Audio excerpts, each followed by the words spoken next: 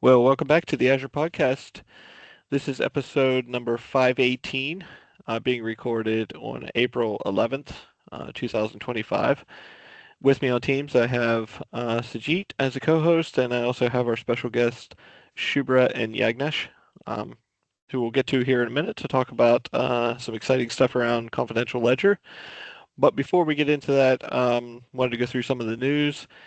Sujit, maybe you want to go first there. I see you have a couple links in there. Sure, yeah.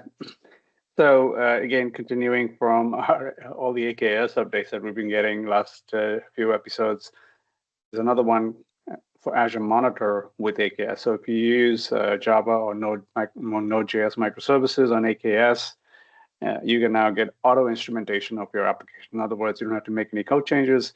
Just configure application insights, Azure Monitor in AKS, and all of the metrics, telemetry, etc., from your apps will automatically flow into App Insights, and you can you can kind of monitor them there and get some more information about how your apps are doing. Another update is for Azure Bastion, and actually, Cale, I didn't know this feature exists. So Azure Bastion, as we know, is our service to allow us to securely connect to VMs in Azure. Right? We don't want to expose a VM on with public IP, but we can go through Azure Bastion and get through there, do an SSH kind of connection through. Well, it's pretty expensive to use Azure Bastion if you just have the traditional deployment, but there is a free developer version of Azure Bastion for developers that just have to spin up a VM and they need to access it. Microsoft doesn't want to have those VMs exposed to the internet, so they do make the Azure Bastion Developer Edition available. It doesn't have all the failover and all the other bells and whistles, but it has enough for you to securely connect to your VM. So I certainly think a developer should take care of that, take advantage of that. And it's now available in 36 public regions. It was previously restricted to only 6 regions. So should be available everywhere our developers are. And then we've been talking a lot about Azure Copilot in Azure, and I think what got lost on me was that it hasn't actually hit product release until this week. It actually just got officially GA. It's been like I guess in preview all this stuff. So it's finally a GA. So that was kind of interesting. What have you got, Kale? Yeah, I just got two things here today, and one of them kind of dovetails into the AI piece. There's a nice blog up here about some healthcare type workloads that we're running using OpenAI on Azure as well as AI Foundry.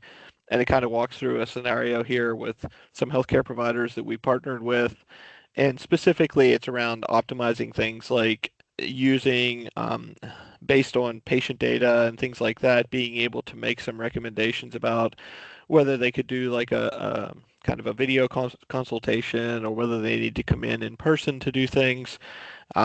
It's basically around, kind of optimizing how, administrative things can be done from the healthcare side, which is really cool. Also, some things around medical documents, being able to use those with document intelligence, which is part of our AI suite and Azure OpenAI. And this is specifically around things like cancer research and oncology and things like that. So pretty neat stuff. It's using a lot of the core stuff that we talk about on the podcast, like Databricks and a lot of the AI services that have been, as Sajit mentioned, kind of finally going GA with that. The second piece was around something totally different, but it's around Kubernetes. And specifically, we have this event, I think we talked about it here on the podcast before, called KubeCon. The one in Europe, I guess it just happened, and that was in London. And basically, it talked a lot about, there's a nice article up here. I mean, there was a lot of things going on there, but from the Azure perspective, the storage team had some big things to talk about there around, container storage, this non-ephemeral, basically NVMe drives. So for those who have PCs and know about these basically chip-based kind of storage that's really fast. This talks about some of those options that we have there and how those will help with, back to AI workflows, using blob storage for model training, data processing, those kind of things. So really nice kind of write up there about different things that you can use from a Kubernetes standpoint with the AI workloads. And Cale Kendall was also there Oh, presenting nice. on a few sessions at KubeCon. Yeah, so certainly go check out her sessions and some of the other sessions there as well. Yeah, we'll have to see if I don't know if you know, are those public? If they are, we can put those in the show notes as well, so our listeners can find them. Yeah. They typically, I think, after a few days after the conference, they'll be on YouTube. Yeah, I know my session from 6 years ago is still there, so on Nice. YouTube. Awesome. Yeah, that's all I had for today from the news perspective. So let's just get right into it here and talk a little bit about Azure Confidential Ledger. We have our two guests here today. I'll let them go ahead and introduce themselves, give us a little feedback on what they've been doing at Microsoft. So I'll start with Shubhra, and then we can move to Yagnesh as well. But Shubhra, take it away. Hey, Cale. Hey, Sujit. Thanks for having me. Hi, folks. I'm Shubhra. I'm the product lead for Azure Confidential Ledger, and I've been working in the security space for the last 5 years here at Microsoft.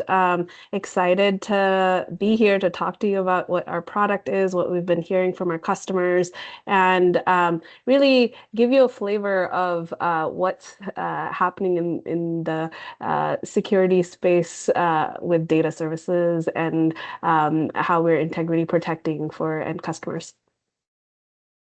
Yagnesh, how about you next? Hi, Cale and Sujit. Thanks for having me here. My name is Yagnesh. I'm an engineering manager with the Confidential Ledger team. I've been with the team for the last 5 years, and I'm excited to be part of the podcast today. Awesome. Maybe we can start off a little bit about, talking about what is confidential ledger. This is something I know these folks pretty well because I was here when we started this journey, but it'd be great to educate our listeners a little bit on what confidential ledger is all about. Yeah, absolutely. So Azure Confidential Ledger is an auditable, tamper-proof ledger service where you can write your sensitive data blobs, your records, or your logs that's fully confidential, immutable, and verifiable. So users can also audit and validate the authenticity of all ledger data.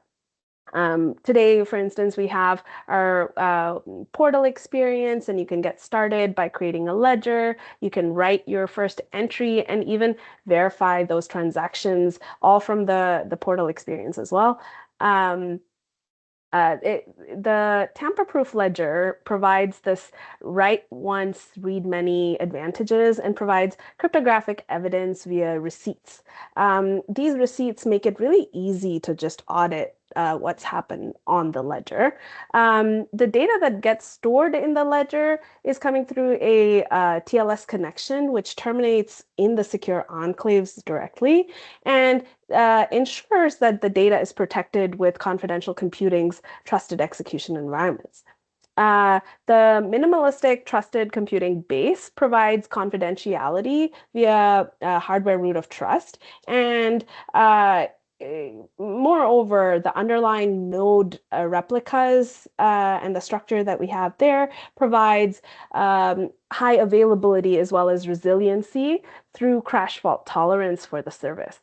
All of this is also available in terms of REST APIs that allow broad applications for integration via SDK as well. Yeah, sure, bro. This is really great, and I heard a lot of terms over there, and I want to make sure I understand them and our listeners understand them. I know because Cale has been with us for we've been on the podcast together now for almost 13, 14 years, and I know that he's been very close with blockchain and technology, and I know about ACL is that it's related to blockchain, of course. So maybe just give us a step back a little bit and explain to our listeners, how ACL fits in the overall kind of blockchain space, and what exactly is a ledger? Sometimes I think that can be lost, right? The ledger is a very loose term that's used. It's used, and maybe you can give us a couple of examples of what a ledger might look like. Yeah, certainly. So a ledger in this case is a key value store of sorts, right? So you're able to put in your data into almost a vault where it remains immutable, and you'd be able to then identify the transactions that are going in through the verification process, right? And how does this sort of tie back to something like like blockchain? So under the covers, it's all blockchain. Is that how we should think about it? Yes. So there's a Merkle tree root that's available for the transactions that are going into the ledger, and think of it as each uh, each new ledger entry is then being added to the previous one, right? So they're being chained together, and that way you get to know if something has changed previously, the Merkle tree would change too. I see. So you can always go back in time and look at the lineage of any specific transaction to see where it came from. Yes, exactly. And then yeah, go ahead. I was going to say, maybe you could go into a little bit around the difference between, and maybe that's where you were going with what Confidential Ledger does that's kind of different from, like, we've heard about public blockchains and all kinds of different blockchains that exist out there. And they certainly do what you said, like, we have this chaining of data. But I think there's some key differences there around what ACL does as opposed to what a public blockchain offers. Yeah, certainly. So, traditional blockchain services might have a need for computation to happen differently, where each part of the like trust is established through the computation on the blockchain in itself, right? Here, we're separating the computation that can happen from the trust aspect and what you can put in the ledger. So that's where confidential computing really plays a role. It's able to help us establish trust in a different manner. So then the experience of what you put into the ledger in itself is separated, and you use that very similar to how you would use another key value store. Nice. What are some of the, maybe you could go through, I think Sujit mentioned this, but just to tie into that, what are some of the scenarios, like common scenarios that we should think about for that ACL is really beneficial for? Yeah, certainly. I can start with one, and I would love for Yagnesh to also chime in here, perhaps. So, some of the customers that we've been talking to have been on like the regulated services space, and so financial services tends to be one that comes top of mind. Often we see these customers have their data. That's being stored in databases as well as in blob stores, right? So in those circumstances, so for instance, if the data is being stored in a database like SQL, and today we have an integration with Azure SQL database, you would be then able to take a signature of some of the SQL tables through their security ledger feature, and then store those into confidential ledger. And then you can run a stored procedure from SQL to confirm that nothing was changed in SQL in itself, right? So you're able to assess the tamper-proofness there. And then on the storage side, there's the customer scenario that I'm thinking about specifically, where they're storing some of their important data into blobs because there's just the sheer volume of it, right?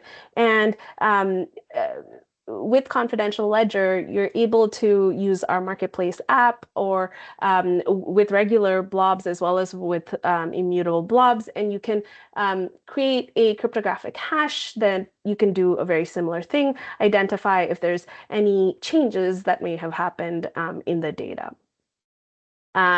And I know there are a couple other domains here. So Yagnesh, would you like to chime in? Yeah, sure. Thanks, Shubhra. So a few other verticals where we have seen customers interested in confidential ledger offering is real estate platforms. So we have customers that have built a real estate platform using Azure SQL Server and integration with Confidential Ledger. The other verticals are healthcare, where patient information has to be kept like secret when it's being processed, and that's where Confidential Ledger plays a role because the information is secured inside the enclave, and both Microsoft and other participants in that transaction do not have access to that information in plain text. So that's another area where we have seen great interest in Ledger. The other areas are AI, definitely, where there is a lot of investment and research that's happening currently.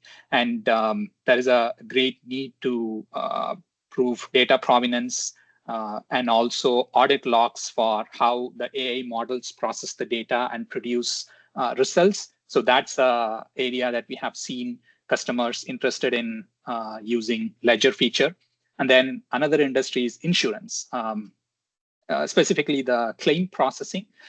So we have customers that want to do the claim processing inside secure enclave so that customer information is secure and also not shared with other parties when the processing is happening. So these are few industries that we have had customers interested in. Yeah, Yagnesh, can you expand on the real estate use case? I was kind of interested in that. Sure. Yeah. So we have this one customer that built a real estate platform. What that provides is multiple brokers using that platform to share information among themselves. And for instance, when there is a new listing that's been offered, it gets put on this real estate platform. And then when there is a change, say in the price, or if say someone is interested and they make a offer on that, all this information is captured in the ledger so that there is an audit trail of the whole end-to-end process of say a real estate property being from the point it's being listed to the point it's being sold, and then everything in between this process, it's all available in that audit trail. So that's a use case one of the customers had used the Ledger for. Fascinating. So, thank you. I see a common theme here, the stuff you guys were talking about from scenarios around like there being multiple parties involved, right? As opposed to just me storing some data myself. You mentioned things like auditing, you mentioned these multi-party, for instance, like with the real estate piece. So maybe you could explain a little bit, like this is a service that we have inside Azure that people can spin up and use, but like beyond just like the REST endpoint you were talking about, like how they interface with it, how do they authenticate? Can you invite people to this? Do we have to use certificates? Is this like Entra? How does this work like from an authentication standpoint? Yeah, that's a great question, Cale. I can answer that. So confidential ledger supports two types of authentication. One is using JOT tokens, which is Microsoft Entra ID, and then the other is certificates.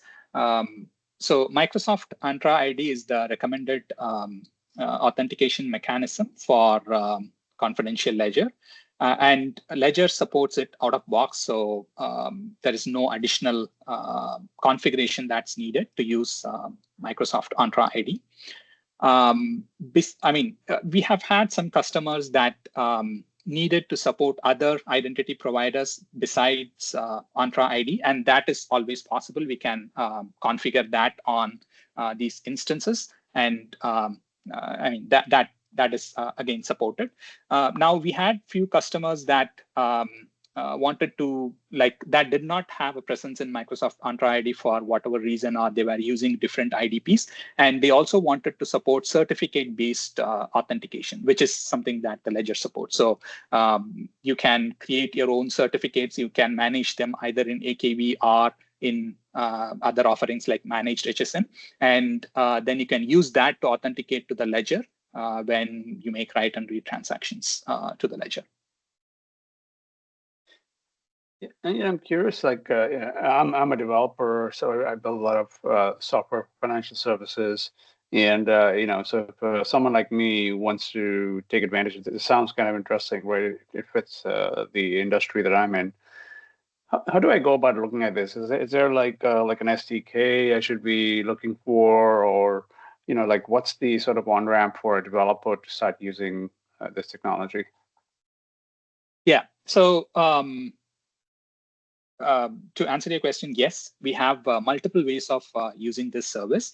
Although all of this sounds like a little complex, with blockchain, underlying blockchain and all of that, at the end, it is very user-friendly, developer-friendly, because all these services are exposed as REST endpoints. So a developer can, say you have an existing business workflow and you want to integrate into Ledger, you can directly use the REST endpoints, just like any other REST-based service. You can use, most of these high-level languages have support for calling REST endpoints. So you can use any of these languages to make direct requests to confidential Ledger.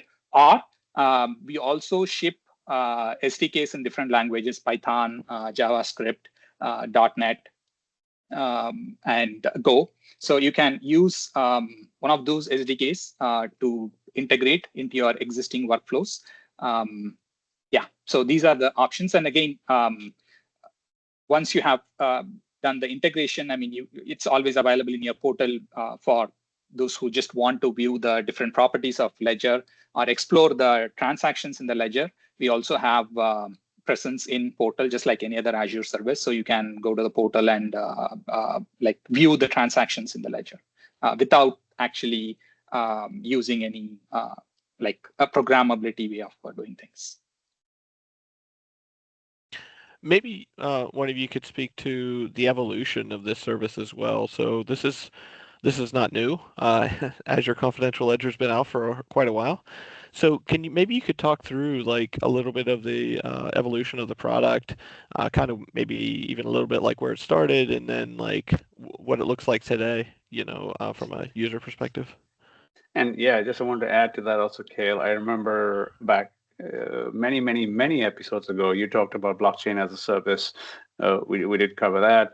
And we've also had people talk about Azure Confidential Compute, right? That I'm on the podcast. So kind of curious how all that has kind of come together to make this offering. Yeah, absolutely.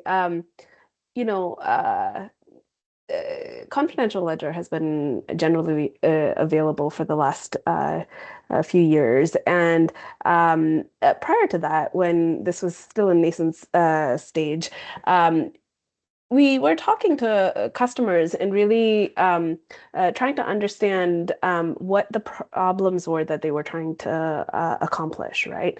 And some of them had to do with, well, I have sensitive data. How can I deal with the sensitive data, but I want to minimize trust in the cloud environment? How can I ensure that my data remains the highest integrity protected, right? So as we were listening to these customers, we started thinking about how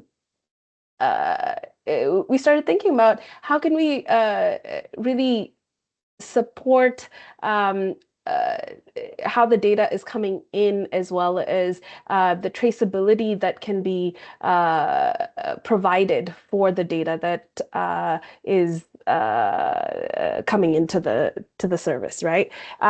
So one of the things that we saw as a theme with some of our customers was really this, there might be different organizations that need to work on a set of data together, and in that process, can they have transparency and traceability of what's happening with the data, right? So a ledger service like ours is able to help in terms of providing that provenance and really providing what's happened to the data as it moves between different organizations and bodies.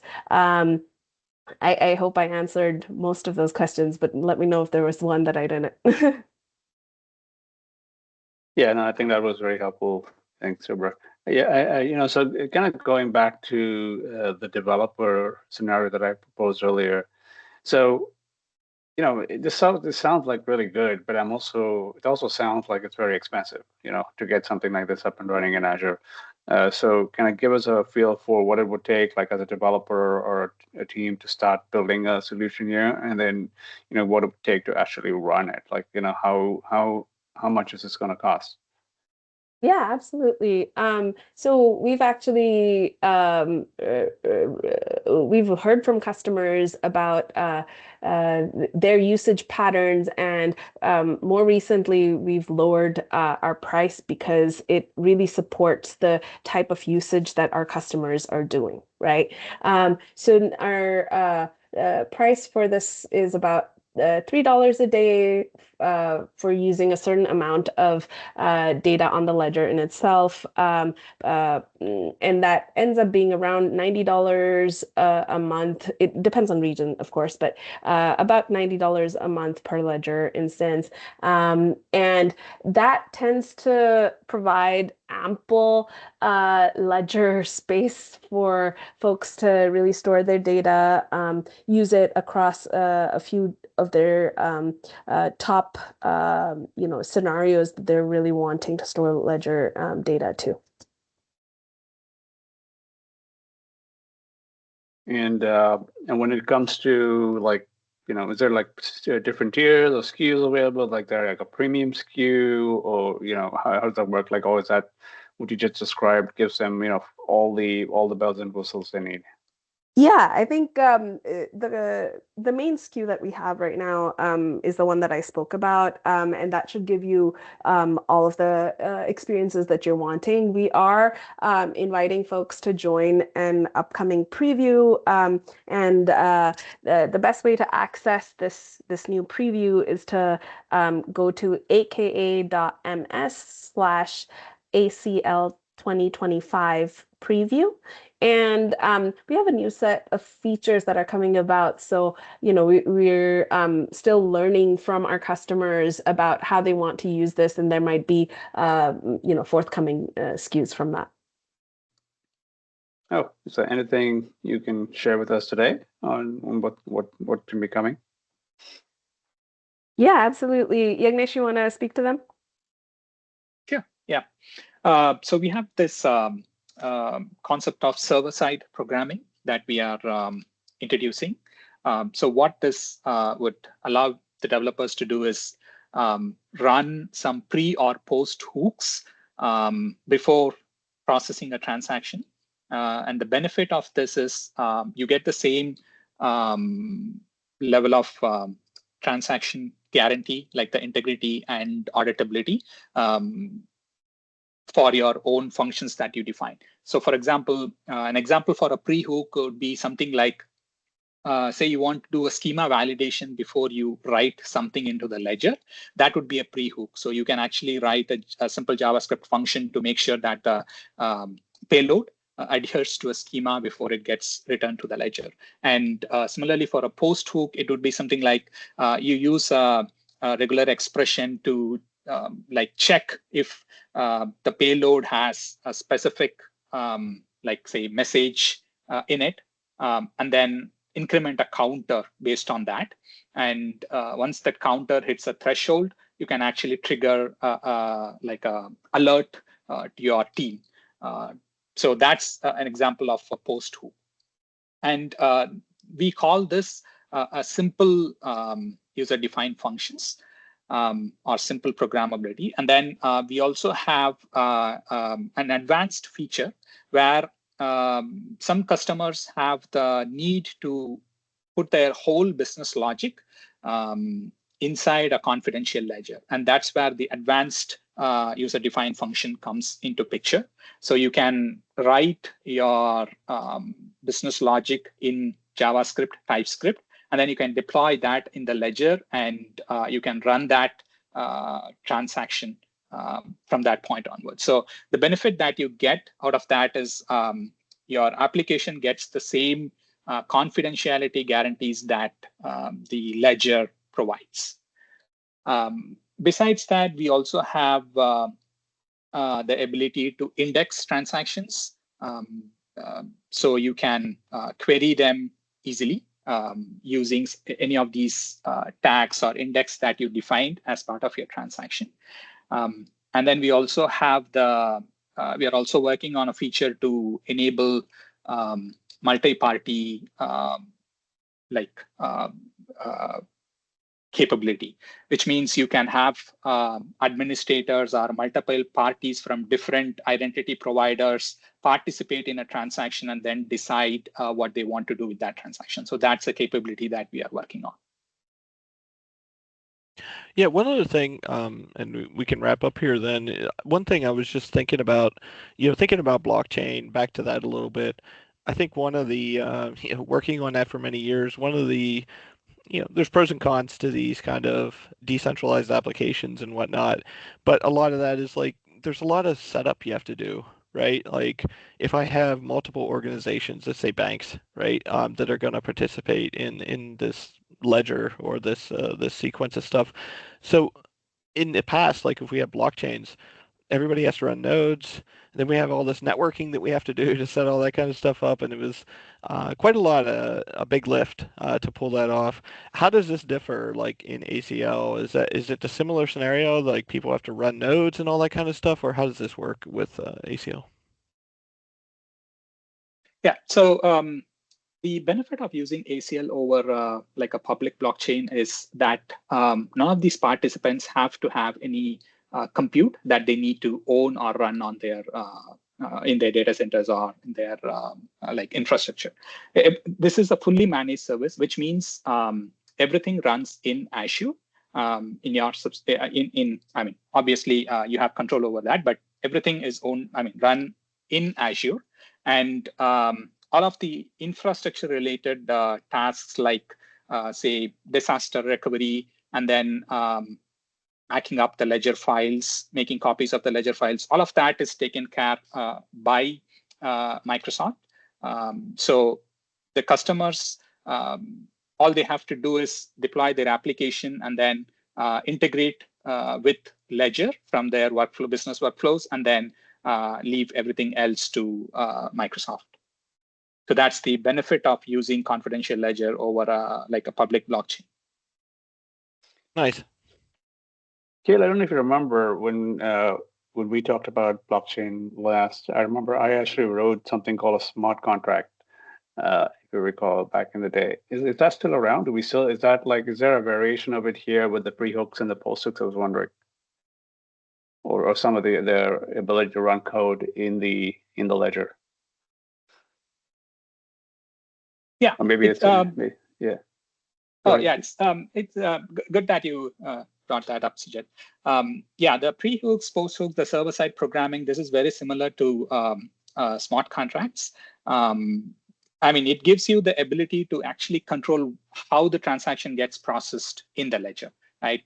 When a transaction comes in, I mean, you have control over like, should this transaction go through and through the pre-hooks, and if it gets written, what are the actions that you need to take after it gets returned to the ledger? So that's the post-hooks part. And then the advanced UDF comes in when, say, these simple like controls doesn't suffice, and you actually need complete control over the transaction. Like you want to like determine how the authentication works, how the authorization works, and what are the different